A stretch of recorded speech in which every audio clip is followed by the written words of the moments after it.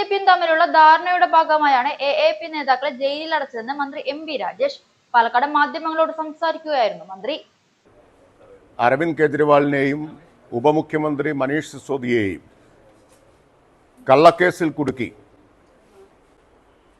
മാസങ്ങളോളം, ഏതാണ്ട് 2 വർഷമാണ്, 1.5 വർഷമാണ് ഉപമുഖ്യമന്ത്രി മനീഷ് സിസോദിയെ ജയിലിലടച്ചത്.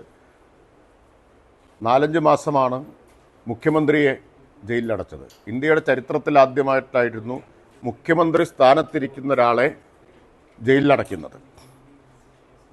ഇന്നലെ അവരെ കുറ്റവിമുക്തരാക്കി എന്ന് മാത്രമല്ല, കള്ളക്കേസാണ് എന്ന് കോടതി വ്യക്തമാക്കുകയും ചെയ്തു. ആ കേസ് അന്വേഷണത്തിന് നേതൃത്വം കൊടുത്ത CBI സംഘത്തിൻ്റെ തലവനെതിരെ നടപടിയെടുക്കണമെന്ന് കോടതി പറഞ്ഞു. അതിനും പുറമെ CBIയും EDയുമൊക്കെ നയരൂപീകരണത്തിൽ ഇടപെടാൻ പാടില്ല എന്നും പറഞ്ഞു. എന്ന് പറഞ്ഞാൽ പരിപൂർണമായി കെട്ടിച്ചമച്ച കള്ളക്കേസിനെ കോടതി തള്ളിക്കളഞ്ഞു.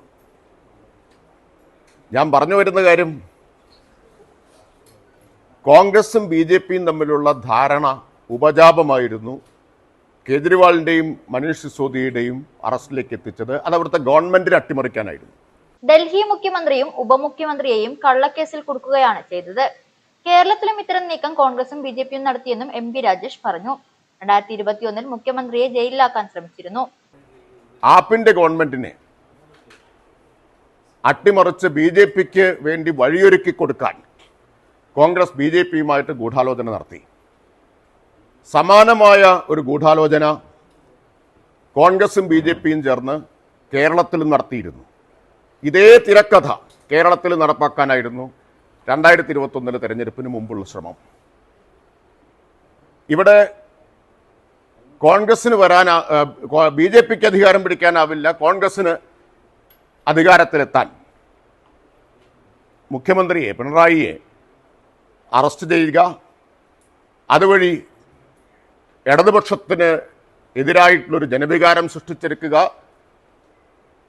കോൺഗ്രസിന് അധികാരത്തിൽ വരാനൊരു വഴിയൊരുക്കുകയും ഒപ്പം BJPക്ക് കുറേ MLAമാരെ നേടിയെടുക്കാൻ സൗകര്യമൊരുക്കുകയും ചെയ്യുക എന്നതായിരുന്നു തിരക്കഥ.